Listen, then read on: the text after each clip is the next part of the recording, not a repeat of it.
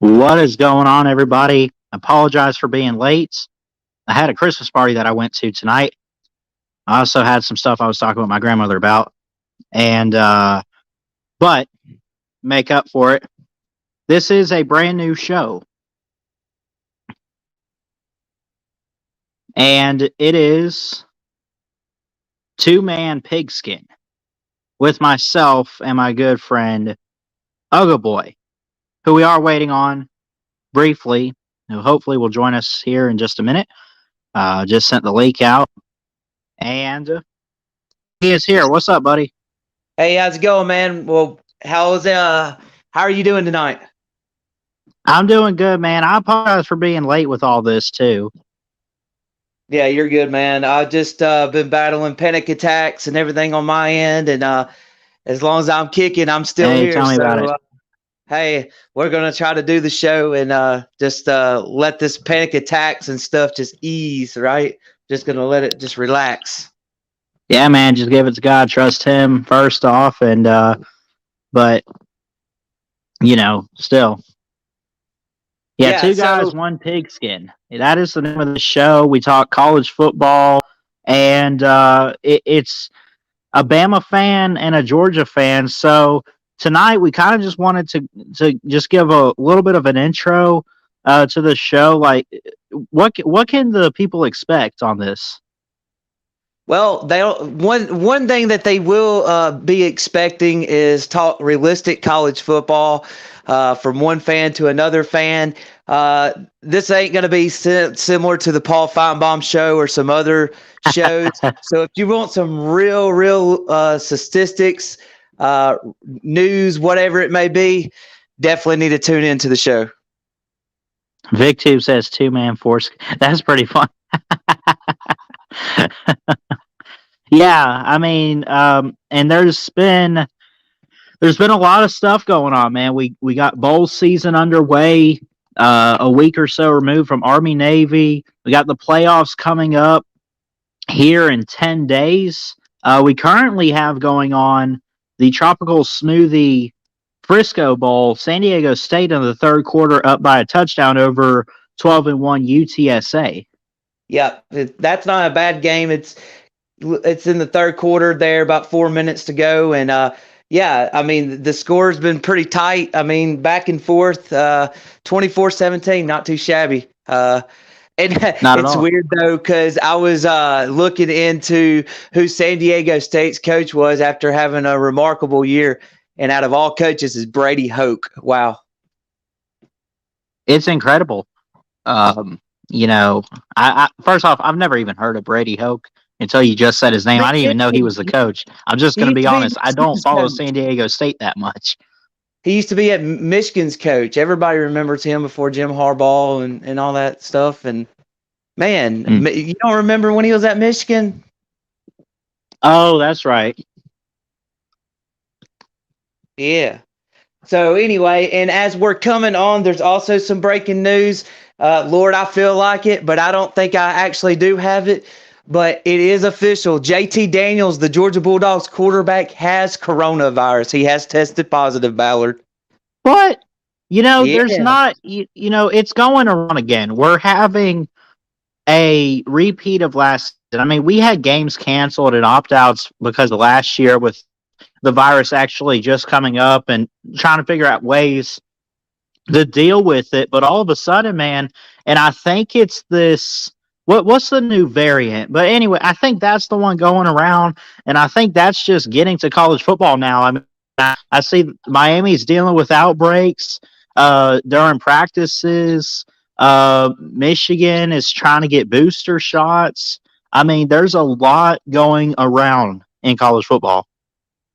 Absolutely. Yeah, it is. And seems like it's not just the college football world impacted by the virus, but definitely something's going on. And look, I hope it's not going to be similar to 2020, but I'll be honest with you, earlier when all this stuff was going down before the JT Daniels news broke, I said, oh my God. I said, are we kind of going down that track of 2020 where now you got teams and everybody else is starting to have it where it's a really big deal? Yeah, for sure, man. And we've talked quite a bit too. There's been this is that time where obviously we had signing day, which I mean, we talked so much about that, but more transfer news has come out. And this guy was one of the top quarterbacks in the draft, I think, this past year, like could have been drafted last year. And then, USC, I mean, the Pac 12 had their 2020 season, and USC's kind of had some rough, just some rough issues this year. But Keaton Slovis had entered the portal a while back. He is transferring over to Pitt. Yeah, I saw that. It's interesting. At Pittsburgh, losing their quarterback. He's not Yep. even going to be playing. Kenny, Yeah, he's not even going to be playing for their bowl game, and so this is a nice pickup for Pitt for sure. They're definitely going to need a quarterback. I think it's definitely going to keep them on the watch in the ACC because I mean you're bringing in a really talented guy that's very mobile, very good strong arm. I mean he had 8 interceptions. He had only 11 touchdowns, but he threw for over 2,000 yards. I don't think that Keaton Slovis, and eventually he was hurt, I believe, if I'm not mistaken, and they had some losses, so someone else had to step up. But when you look at it, man, he hasn't really played a game since November 6th in a 31-16 loss. You know, lost games against Utah and Notre Dame. But he has had in back-to-back, even in the Notre Dame loss, when they only scored 16 points, he did throw a pick. He didn't throw any touchdowns, and he still had a 73 completion percentage and took 3 sacks. How the hell do you... Keaton Slovis, I'm telling y'all, is one of those quarterbacks that nobody's talking about. And part of it is, the transfer portal type of thing. But I'm telling you, man, him transferring to Pitt and where Pitt is right now, they got a lot of great talent, and they'll lose Kenny Pickett to the draft most likely. They'll lose some key guys. But you imagine what Pittsburgh might look like offensively with Keaton Slovis, at the quarterback position. I think they're going to look great. Right, I do too. Yeah, that's going to be, like I said, a nice pickup for Pitt. They're definitely going to need it. And how about we talked a little bit about this on my page, but how about Bo Nix? Hey, just telling you, he's going to be a 2022 Heisman candidate up there in Eugene, Oregon, Ballard. Bo Nix, yeah, that's right. He's going to follow Dan Lanning's footsteps, and he is going to be an Oregon Duck. You say Heisman candidate, and that I'm not completely disagreeing. I'd slow my roll on that, but I do think he's going to be great, and I will say he does have potential. I think there is a great possibility. I don't want to guarantee, guarantee you he's a Heisman finalist or guarantee you that. I'm going to slow my roll on that, but I will say I am intrigued with him going to Oregon. Now, he went to Auburn because of his dad. He went because his dad, Patrick Nix, played in the 90s, and he was great. Bo Nix was a 5-star recruit in the state of Alabama, 5-star quarterback, great arm, great mobility, just a very good pocket, type of quarterback. And I think he'll fit right in with Dan Lanning. I really do. And I'm going to be honest. Maybe Auburn was not the right destination for him to go to in the first place. But again, family ties with his dad being quarterback, back in the 90s, you can't blame him for that. I mean, it was in his blood. Auburn ran in his blood. He was a huge fan growing up. I think I heard where he went to that championship game when Cam Newton beat Oregon back in 2010. I mean, he was maybe only like 12 or whatever years old. And, still I mean, it was in his blood. So, I mean, going to begin with, I mean, you don't blame him. But at the same time, now that I look back on it, man, I think he's one of those rare 5-star recruits that's very systematic. Like, I don't want to call him a generational talent because he's a 5-star, because that's not how it works. But I do think he is systematic, and if you put him in the right position, and ultimately in the NFL, if he's with the right NFL coach and team, this guy could be lighting up the NFL. We'll see. But Right. again, I'm not going to guarantee anything, but that's just how I feel about it. Another guy that made his destination very clear this evening, Jamari Gibbs, I believe is his first name. He came from Georgia Tech. He was the top tier running back out of Tech, and he's choose Alabama. Yeah. What's your take on that, buddy? You said, what was his name? You said it was who? Jamari Gibbs, the running back there for Tech. He was a huge running back coming in to Tech. I think he was a highly 4-star. Don't quote me on that, but I do know that he is the best player they had on the team, especially in the running back position. And now he's chosen Alabama. So, according to C-Dog and some people, they're saying that he may go into Tuscaloosa and just blow it up. Well, I'll tell you what, he was a high recruit. Him transferring, this is incredible. I mean, you got to think within the past week, Alabama's picked up 2 transfers. You got from LSU, and then you got from Georgia Tech. Now, Jameson Williams just transferred going into this season from Ohio State. So they've been picking up some transfers, but Alabama, I don't want to say that it's a rarity that they get transfers, but it's not everyday news, at least, because I mean they got so much talent. Some transfers probably think about going to Alabama, but it's a bold claim if you go, because that says I'm good enough and I believe in myself enough that I can go play for Nick Saban and win a starting job. And that's not an easy thing to do, and that's not an easy thing to tell yourself. So anybody transferring to Alabama, I credit. I mean, seriously.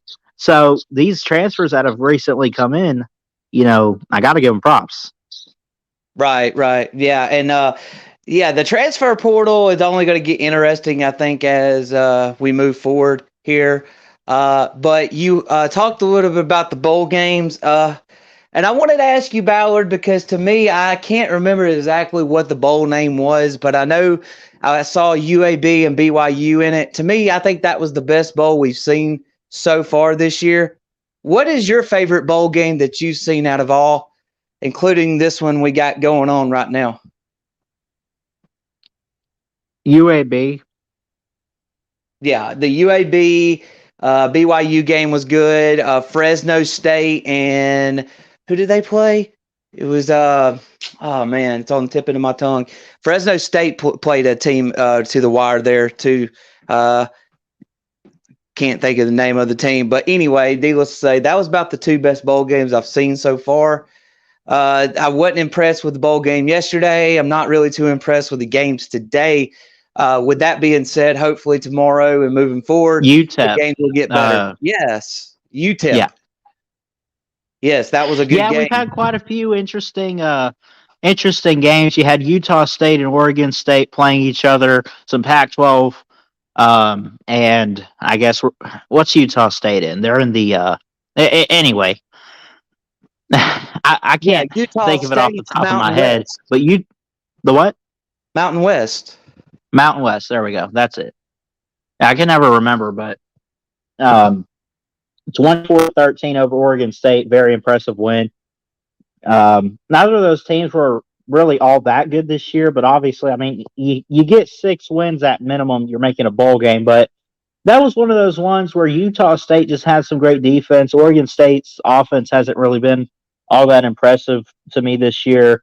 And that was just one of those other games where you kind of saw that play out in that kind of way. And they just couldn't get the win. Right. Yeah, so look, I think moving forward out of the best bowl games, I mean, we got a lot of them that is going to be good moving forward. Despite the college football playoff, of course, everybody's going to watch that. What's your takes on Notre Dame and Oklahoma State? I think that's going to be a doozy. I would not sleep on it. I think that it is going to be a really good one. I think Notre Dame's defense has been really good. Oklahoma State's defense has been really good too. Um, I don't know if I want to say I expect a lot of offense. Plus, you got to think, with Notre Dame losing Brian Kelly, and now here they are playing with a new head coach. Um, how do they handle that? With Marcus Freeman coming in, I mean, it's going to be very interesting to see. Um, you know, it's Well, they all want to play for Marcus Freeman, right? So to me, I would say losing a coach to me is a lousy excuse, right? Because right. Marcus Freeman knows he knows the team in and out, and now he's definitely going to know them in and out. So yeah, to me, that would be a lousy excuse if that is And being. especially Uh, and especially because this guy's been on staff and knows what he's doing. At least we're assuming, and you would be crazy to think otherwise. Like if right. they just pick some guy off the street, that's one thing. Like I don't know who the hell this guy is. Let's just go on, right? And but this is, I mean, it's Marcus Freeman. I mean, he has been on the staff for quite some time. He has worked under Brian Kelly. Um, I mean, he's stepping in a role that he has, you know, like he's just. It seems like maybe he's potentially been made for. He played linebacker at Ohio State. He was drafted, had a pretty interesting career. There and then, I mean, it didn't seem like it worked all that well in the NFL, but you know, seriously, I mean, Right. Yeah, we'll see for sure what Notre Dame and all these guys they end up doing. They definitely got a big stage to play on, and we're going to see if they can live up to it for sure. Ballard. Now,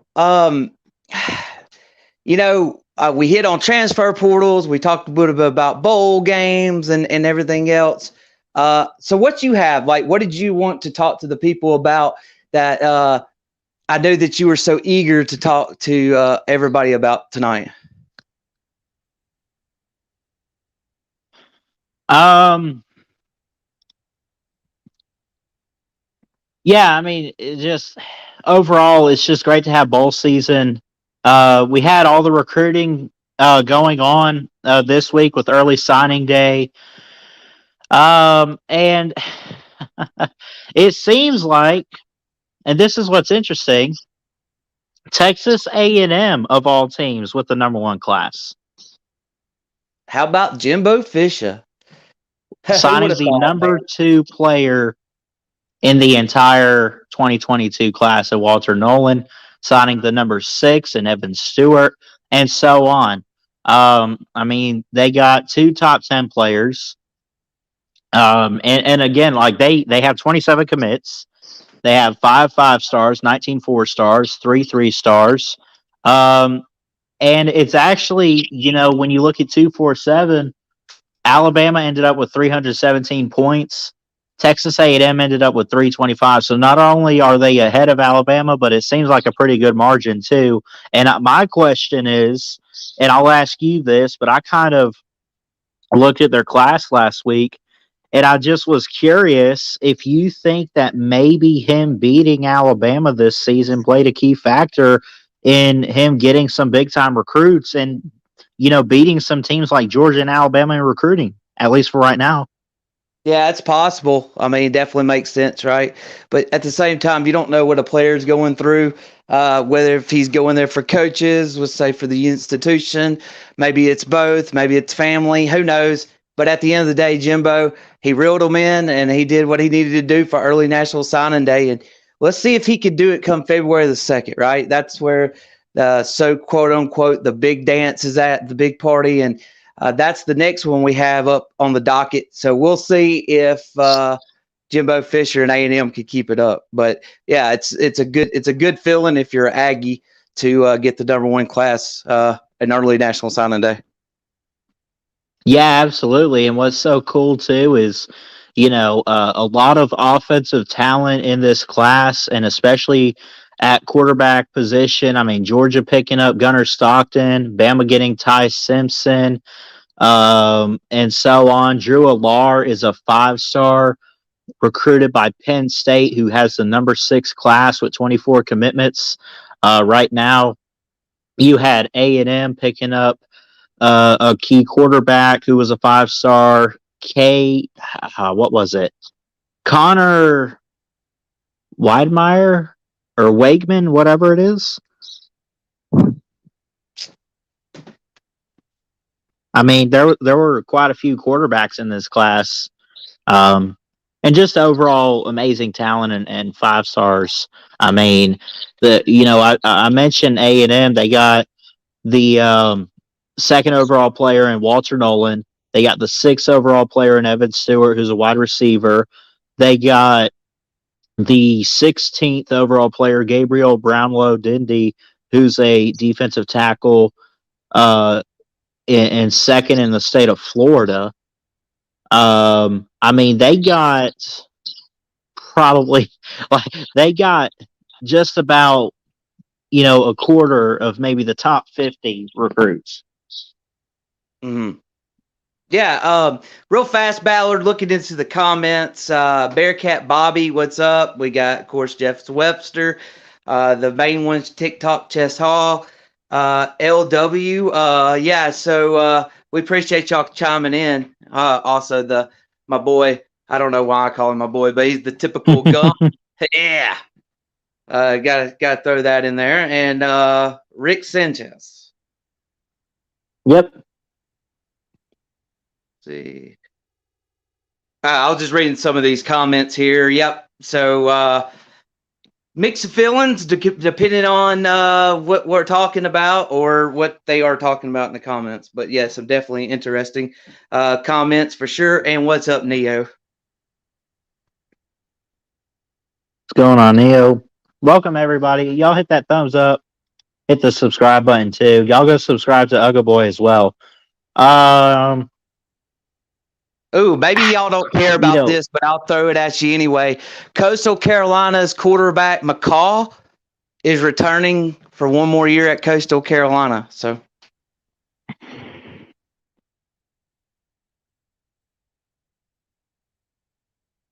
Bearcat Billy said Gibbs can't even get it together at GT. Learn football, kid. First, kid. He may know football. It's Jeff Collins knows pretty bad, man. Don't you agree? Oh, I missed what you said. It was acting up on my end, so I got back out. What were you saying? I was just saying that, reading a comment here, Bearcat Billy said, Gibbs can't even get together at GT. Learn football first, kid.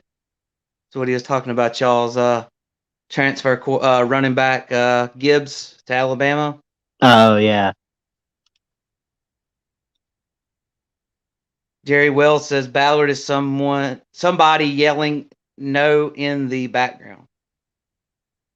Is somebody yelling? I didn't know somebody was yelling. No one was yelling. It's just me. He's probably asking, is anybody home? Are y'all here? Where y'all at? I can't hear you. By the way, if you haven't seen his video he dropped earlier today, you need to check it out. That's what I'm referring to. It's kind of reminds me of Home Alone. It's pretty funny, right? Right. So that was the whole point. That was the whole point of it.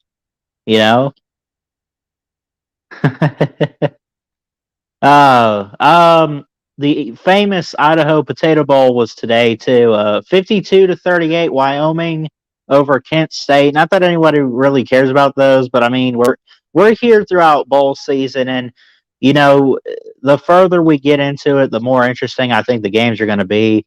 But Levi Williams is my God, hold on. That was the bowl game that they, instead of dumping Gatorade on the coach, they dumped freaking fries on the coach. Is that what they did? Oh my God, get out of here. My God. Okay, this is what's so funny. So let me share this with you. I can't share screen. If I'm being honest, I'm using my phone because I don't know. But anyway, so when you go back and look at the stats of this game, Wyoming won 52-38, right? Kent Mhm. State was leading at the end of the first 14-7. No big deal there. Levi Williams was the quarterback for Wyoming. He was 9 of 11, 127 yards, and 1 touchdown. The running back, well, no, not the running back. I'm sorry. Levi Williams, the quarterback. Somebody, y'all keep an eye on this guy. 9 of 11, 127 yards, and a touchdown. He also led the game in rushing for Wyoming. He ran the ball 16 times, carrying it for 200 yards, and rushed for 4 touchdowns. The quarterback did all of that. How? In the what? Now for Kent State, by the way, Saban's alma mater, Dustin Crum is the quarterback. 316 yards, 4 touchdowns, 17 of 27. You had the lead rusher, Marquez Cooper, 24 carries, no touchdowns for him, but 125 yards on the ground. Dante Cephas was the key receiver. He had four receptions, a touchdown, and 116 yards. So, I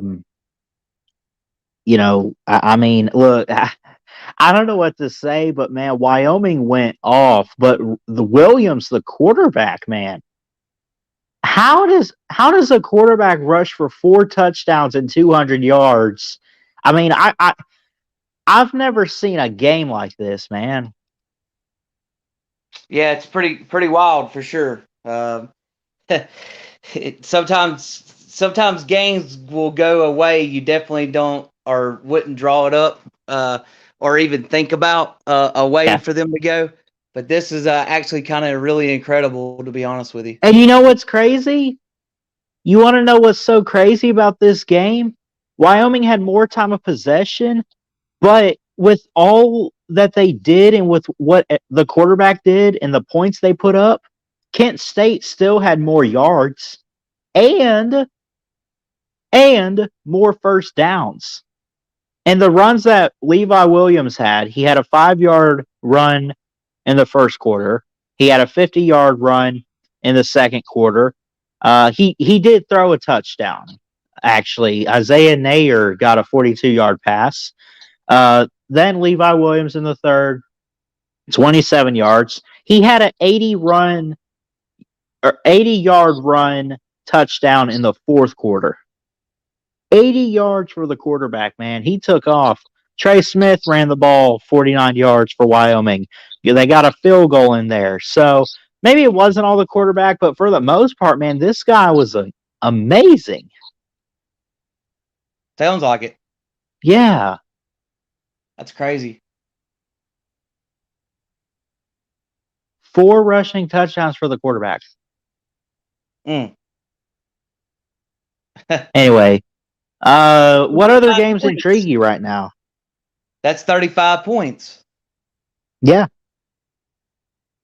Are you talking about bowl games that intrigues me or what? Yeah, I mean, any that you want to look at that have yet to happen, or any games that we didn't talk about that might have happened that kind of like caught you off guard or you expected, or I mean. Oh yeah, I'm interested in the Houston Auburn game. I'm wondering if Houston they lost 2 games, including the AAC championship game to Cincinnati. They lost 1 game during the regular season, and then but they can't drop the ball, I don't think, to Auburn. Although it would not surprise me if Auburn did beat them in the Birmingham Bowl. So that's a game I got my eyes kind of peeled on. Also, another game. I think it's going to be actually a really good one. And I know you talked about it. I think it's actually tomorrow, I believe. It's Missouri and Army. Yep, tomorrow at 8 Eastern. I did preview that one in a live stream. I clipped it. I think that's going to be a very interesting game, honestly. I think that I don't know, man. The thing about Missouri, they do not have a offense whatsoever. They cannot score at all, man. Yeah, And I that's the ended only, up I don't know actually, if they're going to I be able to took stop the run. that. What were you going to say? I just don't think they can stop the run of Army. That's Well, that's the first thing. I'm not counting too much on Army's offense either, but I came up with 28-14, and maybe they win by like I was nice enough to give Missouri 2 touchdowns. Um, I do agree that Army can run the ball pretty well, but I think they'll still only end up maybe with 4 touchdowns in the game. mm-hmm. Yeah, I want Missouri to hang in there, do good. I just don't know. Something tells me though it may go south on them. Yeah, there's a big possibility. And I didn't even see this one. This one seems like it'll be an interesting one. How about UCLA and NC State? Yeah. Ooh, that is NC the State. Credit Union Holiday Bowl. Right, yeah. You said it was NC State and who? UCLA, who had a good start, piss poor finish though. Mm-hmm. This is Yeah, on good one. the 28th at 8 Eastern. Yeah, that's going to be a good one. I'm also looking forward to Tennessee and Purdue. Yep. Yeah, I think that's going to be a really good one too. This is like an NFL line too. So NC State is favored by only 1 point. One. Dang. Yeah. And you mentioned that Tennessee Purdue Music City Bowl. I got that video out today. I ended up saying, and I talked about it on the stream last night with Slim and Jeff, but 35-18 is what I came up with. I think Tennessee, they might struggle a little bit, but I think they just overall have a little bit better offense than Purdue does.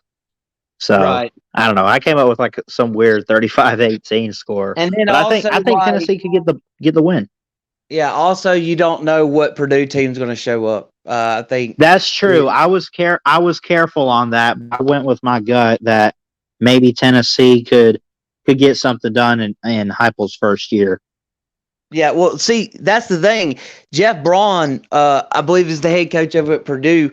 You know, he's so inconsistent. If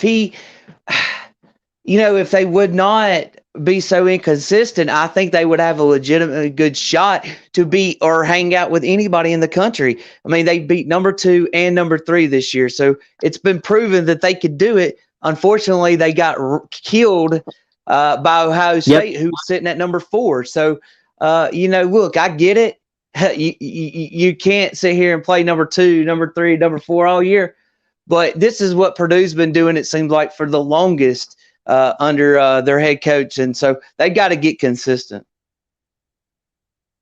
They do, and we talk about consistency. There's a lot of teams out there that are better than their. I talk about teams that are better than their record, as in like if they truly get it together and play every game to their potential, they'd have a better record. They probably score more points or play better defense or whatever. Consistency is very important in college football, as you mentioned. And Purdue is just one of the most inconsistent teams this season. Now, that's not to say they're a bad team. They got one of the key receivers in the draft in David Bell. But, and they got a good quarterback in Aiden O'Connell, but it's not a lack of talent. It's just so iffy. It's up and down, and you just like they're either going to have a game like, okay, are they going to lose big time to Ohio State, which a lot of teams do. Don't get it wrong. Or they're going to have a great day where they had against Indiana, where they blew them out like 44-0 or 44-7. Right. Yeah, so they're just if Purdue can get it together, who knows how good Purdue can really be. And again, how good are really these teams? They may be sitting at a number whenever they do beat them, but how good really at the end of the day is that good of a team? We talk about it all the time, not just in the Big Ten, but all around the SEC and whatnot. At the end of the day, you take somebody that would say they may be sitting at number 5, right? And let's say they lose or whatever. And at the end of the day, let's say they're at number 15, but were they really a good top 5, top 10 team, right? Yep. That at the end of the day is what is going to be talked about, because I'm not really too sure if Purdue has really beaten 2 top 5 teams, but again, who knows? I mean, I get it. I mean, they rightly earned it by beating them at the time, but were they really good at the end of the year is the $1 million question. Absolutely. And again, like it doesn't have to be a New Year's Six bowl to be a good bowl game. I previewed the Cheez-It Bowl with Clemson and Iowa State. Two, like, I really just wanted to call it the Disappointment Bowl because with all the hype around Clemson, they're going to have the best defense, and DJ was one of the top preseason Heisman picks. And then you have Iowa State and Brock Purdy. Both of these teams just really disappointed, but they're good enough. Yeah, go to a bowl game. It's going to be interesting to see what those teams look like. The spread's like 1 point in favor of Clemson. I think Iowa State's going to get the victory. I said maybe a late field goal. You don't see a whole lot of points on the board, but I'll say maybe a combined score of like 38, no more than maybe 40 points between both of the teams. I said Iowa State 20-18. Right.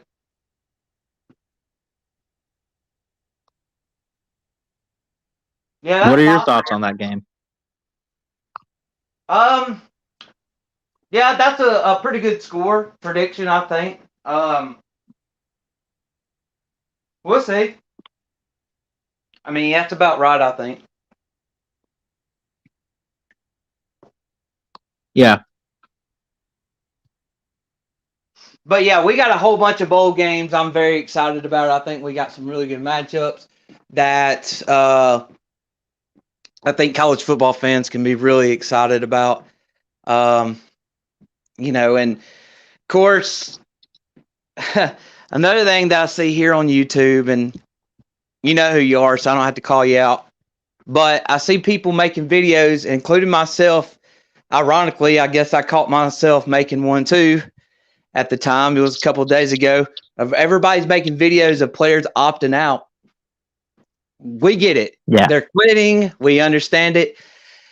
But Ballard, I wish you could play the video. I know you said you're on your phone and you can't share the screen, but man, Saline Driver hit the nail on the head. I think he said it best. And buddy, he was mad. Like, he wasn't just saying it, man. He was throwing out everything I in the got world. it. I can at least play the audio from my computer if you want me to. Yeah, let's roll it. Yeah, let's hear Saline Driver. So was it his walking and talking? Mm-hmm. Yeah, he's walking and talking. I'm gonna play at least the audio. Y'all go check out our good friend Saline Driver, a really amazing YouTuber, Florida man, and watch enthusiast. Great friend of ours. Absolutely. Go and watch it. He's the man to talk to. Let me know if you can hear that. Here it is. What? Go ahead. We can't hear nothing right this second. Oh, good morning, good afternoon, good evening. Turn it up. Can you hear it? Yeah, turn it up a little bit. It's time for another Walking, Talking Tuesday video with me, Saline Driver. Unfortunately, it's going to be a little bit different walking and talking video because as I turn the camera around, you can see out my window here. It's cloudy, it's rainy, it's rather shitty. So I'm not walking and talking out in the outdoors today. I'm walking and talking in my house. That's my staircase. That's the staircase I fell on years ago and broke my ankle. Maybe some of you remember that. I certainly do. That's why I don't go upstairs anymore. Anyway, so I'll walk around my house like Uncle Lou does sometimes, only I'm not going to show my feet and climb stairs. That's not what I'm going to do. Anyway, I'll just walk in circles down my hallway, there's my front door behind me, through the kitchen, and then back around to where I was. So, please don't make me play all 12 minutes of this. It's Like, good. at Keep what it going. point does he like hit the nail on the head, like you said? Just keep it rolling. You'll see. We'll get to the point. All right. doing the handheld thing. So, what do I want to talk about today? Well, a lot of my friends online, I think, I know Uncle Lou has addressed this. I'm pretty sure BBD addressed it. I'm pretty sure Big Dog Brett, Pigskin Pete, D4, other folks have addressed it. Time for me to address it. And this is the what I call the quitter syndrome. Yes, I want to talk about what I feel about the folks that quit at bowl time. And I agree with Lou, and I agree with the other folks. These are quitters. These are, this is not, I'm going to just opt out. I'm going to, prepare myself for the draft. Nonsense. You quit. You quit on your university. You quit on your team. You quit on your fan base. You quit. You obligated by contract, as it were, to play a full season. The full season includes the bowl game, children. And that's what you are to me. You're children. You're spoiled little children. And you committed to the university, pardon me, to the team, to the fans, to play a full season. And if your team was fortunate enough, or good enough, whatever, to win 6 or more games and become bowl eligible, that includes the bowl game. So this nonsense about opting out pisses me right the fuck off. Okay? I agree with that. Now, obviously, that's just, the simple answer. What I don't see other people addressing is, what are we going to do about making this stop? You probably can't make it stop completely. But you can make it difficult on some of these kids. And I don't care if they're 18 to 23-year-old males or females. If this happens in other sports besides football, I'm sure. They're still kids. Yep. At least mentally. So how do you stop this? Well, I have an idea. And it's a bit radical. It's a bit harsh. But then again, I'm the get off your lawn guy, so I don't give a shit if I come off as harsh. It's my opinion, and I'm right. Because I'm always right, because I am Celine Driver, and Celine Driver is right.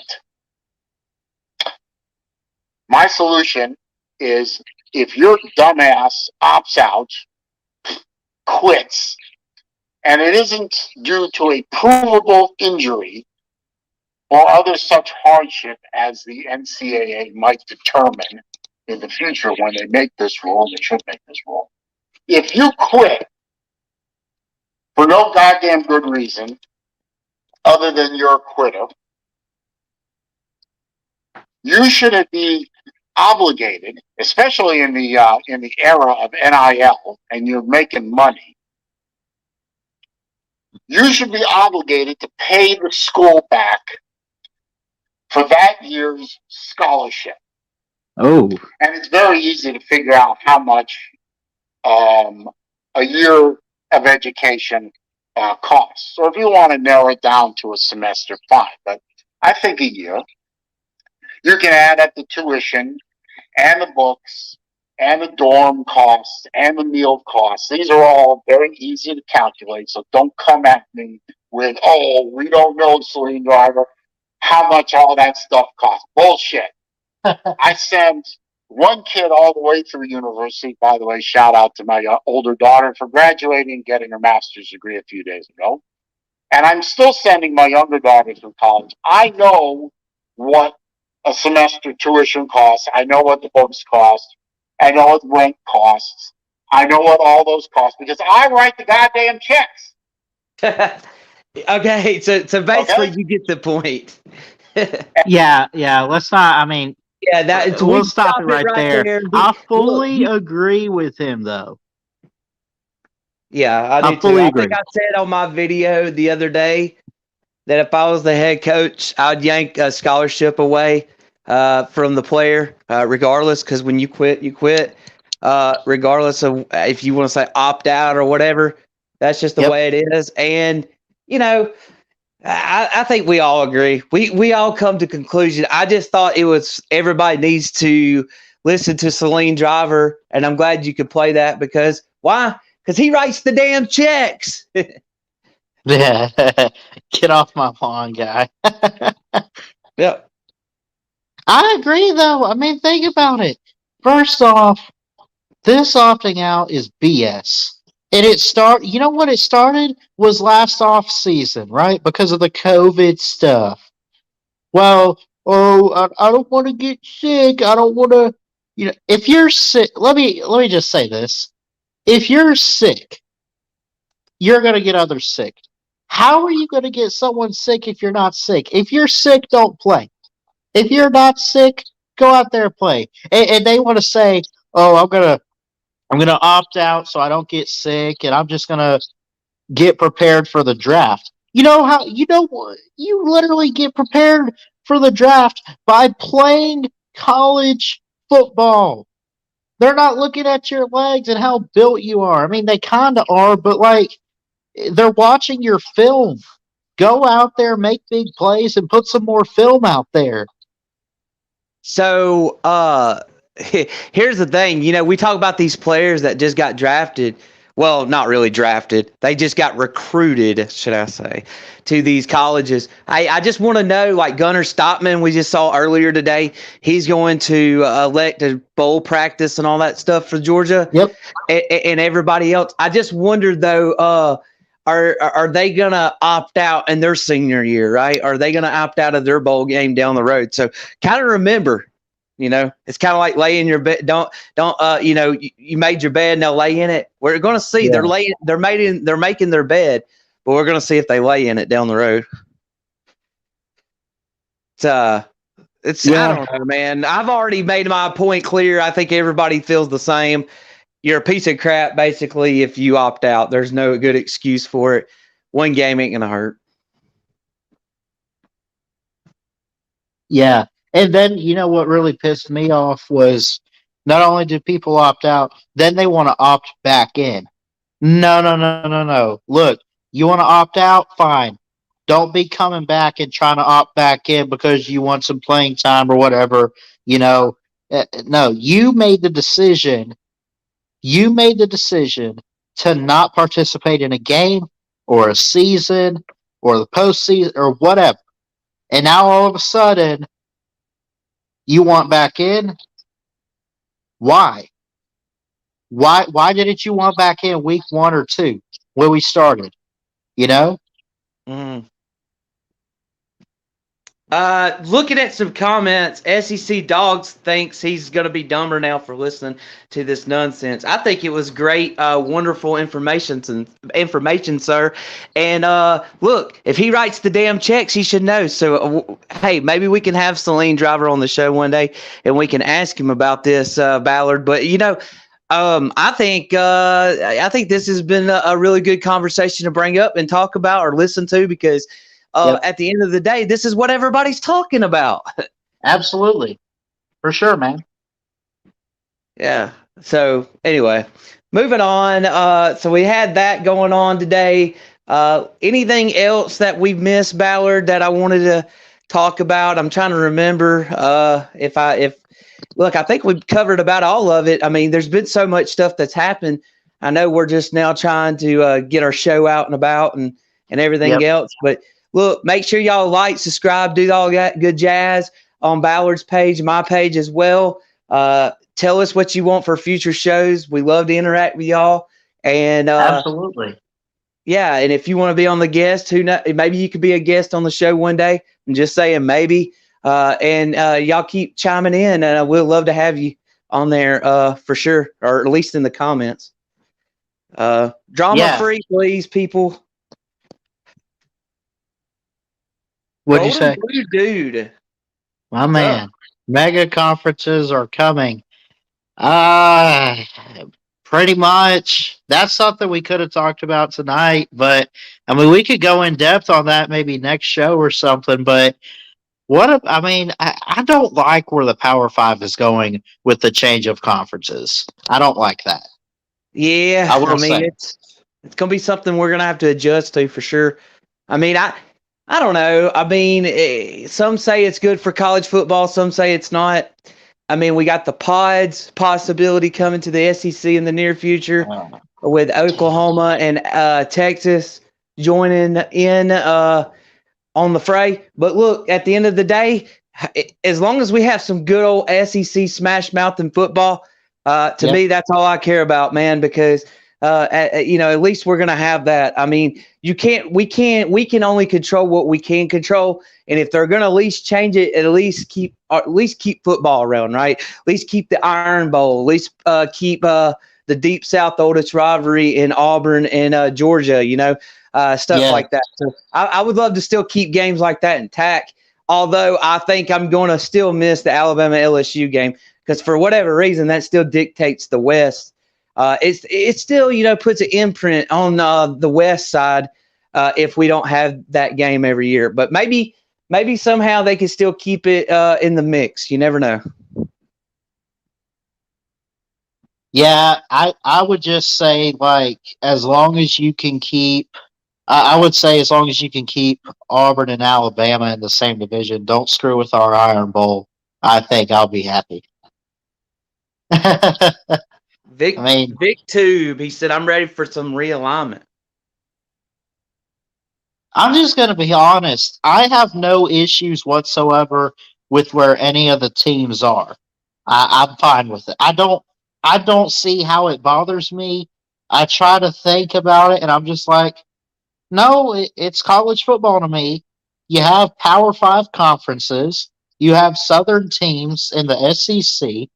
You have your ACC teams, and I don't know it just all makes sense to me. So this realignment stuff is just stupid and nonsense. Mm-hmm. Yeah, I mean, after so long, I mean, it does get a little crazy. I mean, I just can't understand why Notre Dame don't want to join a conference when it comes to football, but I think we'll never understand that, to be honest with you. Yeah. Anyway, any closing words on the show or any other topics before we head out?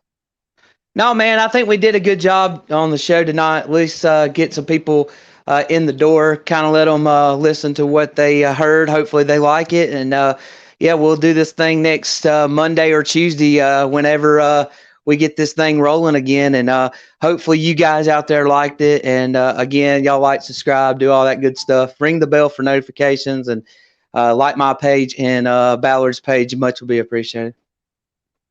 Absolutely. This was the first episode of Two Man Pigskin. I'm Christian Ballard of Ballard Sports Media. And I'm UGA-BOY. Woo! Love you guys. Merry Christmas to everybody as well. Have an amazing holiday. Enjoy your loved ones. Spend time with them. Tell them you love them. Jesus loves you. Keep your head up. God bless. And I'm a Bama fan saying, roll tide. Go Dogs.